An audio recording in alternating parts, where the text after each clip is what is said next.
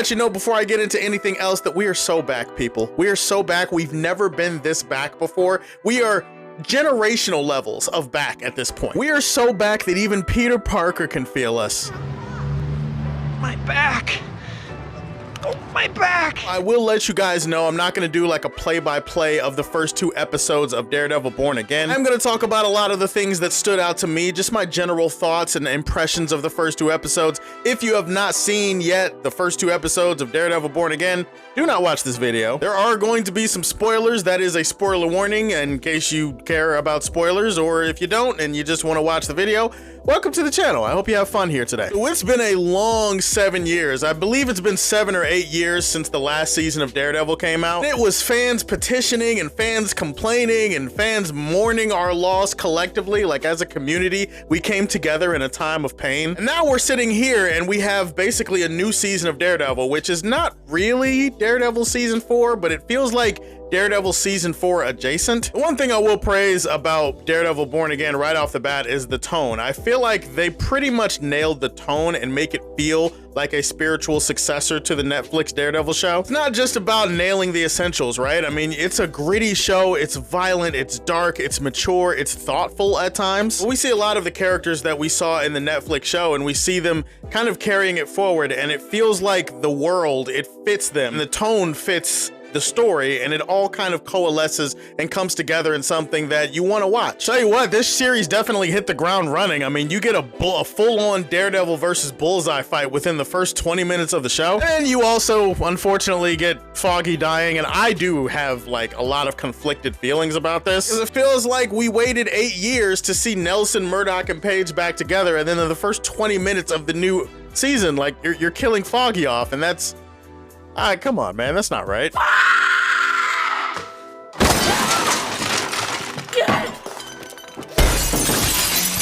It also happens really quick.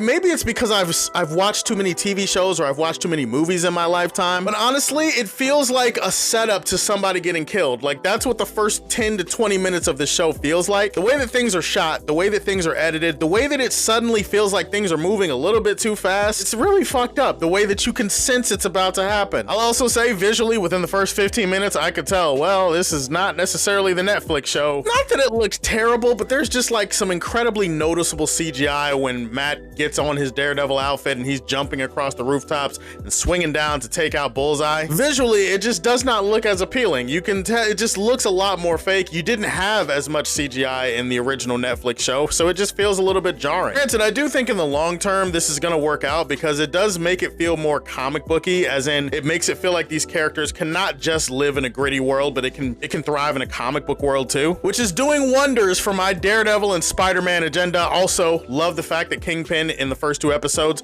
mentioned Spider-Man, like he references Spider-Man in his speech to the people or whatever. I don't care if y'all make fun of me, okay? I have lived my entire life wanting to see Daredevil and Spider-Man in live action interaction with each other. I love those 2 characters. I love when they've interacted in other animated stuff. I just got done talking about Your Friendly Neighborhood Spider-Man. I loved it when Daredevil and Spider-Man interacted on that show, the original Spider-Man series. And the fact that Kingpin is on TV talking about Spider-Man and referencing him alongside Daredevil, yeah, that gets me excited. But the CGI is just very jarring. It just takes a lot to get used to, especially in the first 20 minutes of the show. It just does not look that great, does not look that convincing, but it also could just be because my eyes are trained to see CGI at this point. I think one of the things that transfers pretty easily over from the Netflix show is the acting. All of these performers are giving incredible performances here. Charlie Cox, back like he never left. He is the Daredevil of our lifetime, and he has owned this character and like owned the role in a way that I don't know anybody else could. The look on his face when he's on that rooftop and his suit is covered with knives that Bullseye has thrown at him, and this is after he threw Bullseye to his death. Although, you know, comic book character, so Bullseye of course survives, and like a year later they're doing his sentencing, but the look on Matt's face was just heartbreaking, man. Seeing Karen, like seeing Deborah like acting her ass off over Foggy's body like that, it just broke something inside me, man. That's why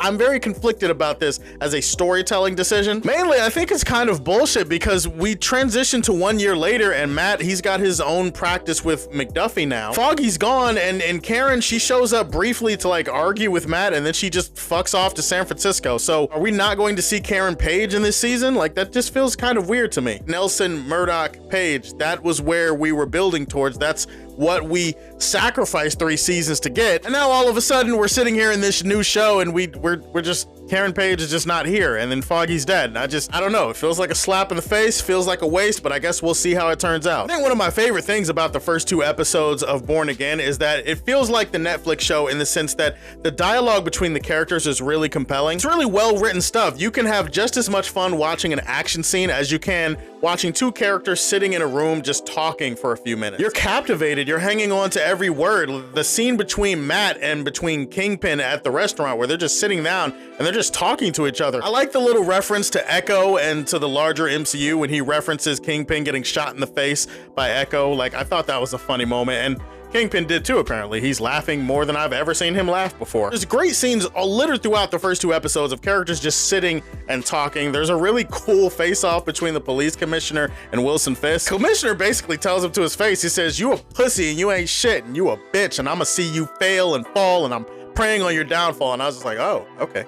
Wow. Oh, let's be nice. Yeah. Let's be nice. We don't have to go there. I mean, you're not wrong, but you didn't have to say it. I mean, good Lord. I respect this man. Like, he really told him to his face, you ain't shit. I do like the inclusion of White Tiger in the show in the 2nd episode. It feels like one of those characters, just like the original show, that pops in and creates like a narrative, and the narrative kind of jumps off from that point. Right now, he feels like the swing point between like Wilson Fisk and his war on vigilantes in New York. So I guess we'll see how that plays out. I did hear the actor who plays him passed away, which is really unfortunate. I love the larger MCU references because I do want to see these characters kind of mingle and interact and get in and out of their sandboxes a little bit. It's a tricky balancing act, and I feel like they did a pretty good job of it. It does feel like a spiritual successor to the OG show, but it also feels different and new and more comic booky in a way where you could see it fitting into the larger MCU beyond just references. I do love seeing Vincent D'Onofrio back as Kingpin. He once again is sinking his teeth into all of these lines. It's a little bit weird that we don't get any clarity on him. Like, he's running for mayor, and I get that they don't want to waste a lot of time and they want to jump into it. So he's the mayor of New York now. But how the fuck did this man get out of prison? Like, do we not remember what he did in season 3 of Daredevil? To be fair, they didn't really address this in Hawkeye either. They didn't address this in Echo when he showed up there. It honestly feels like the show, because they have to dance around the decisions of like other showmakers and writers, they have to kind of skip through this without really answering any questions, and that's kind of frustrating. He infiltrated the FBI the last time we saw him in a Daredevil show. Like, do we just forget that? Do we act like that didn't happen now? While visually, it feels like it's filmed more like a TV show, there are a couple of moments in the show visually where I feel like they still have the sauce. They're still making it work despite the fact that it does look different. I love that moment at the end of the first episode when Matt is like shrouded in red and he's just like walking the streets after Wilson won. And he's just looking up at the sky and he's just covered in red light. And I also like how that juxtaposes with Wilson Fisk standing on a building and he's like draped in white light and he's like looking down at the people. Moments like that, and also moments where Matt or anybody is walking the street and there's a little bit more slow motion involved. There's a little bit more dolly zoom being used here. I love that moment in the beginning where Matt is tuning into his senses and there's the dolly zoom and you can literally see the aspect ratio change. Like, moments like that is where I'm like, okay, visually, the CGI is a little bit questionable, but they're still cooking here. You saw at the end of episode 2, the show is going to be just as violent. It's going to be maybe even more so violent than it's ever been before. Seeing Matt like on his knees begging these guys not to take it there. Oh, ho, brother, ho, whoa, whoa, whoa, now.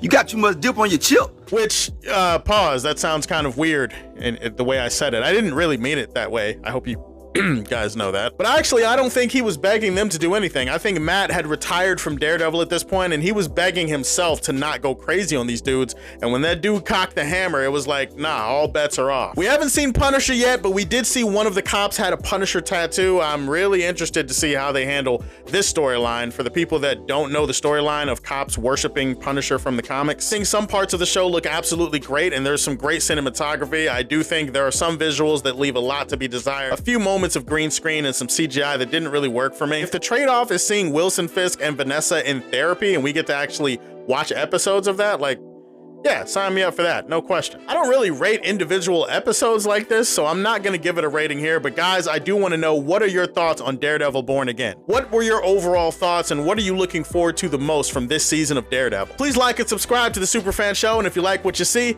tell me how you feel, and stay tuned to hear more from the Man of Steel. Peace.